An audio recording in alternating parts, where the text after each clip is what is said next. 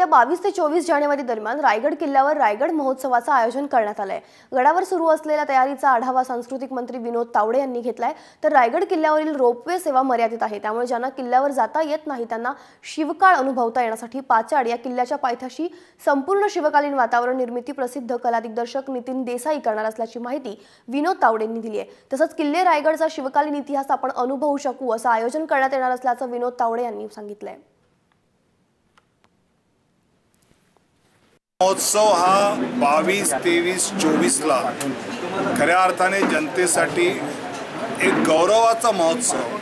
प्रत्यक्ष छत्रपती शिवरायांच्या काळात जसं त्यांचं अष्टप्रधान बसवत होतं, जसं त्या ठिकाणी महाराज न्याय निवाडा करायचे, त्या काळात जसं रायगड होता तसाच रायगड हा त्या 3 दिवसामध्ये आपल्याला अनुभवता येईल, अशा प्रकारचा हा महोत्सव आपण आयोजित करतो आहोत।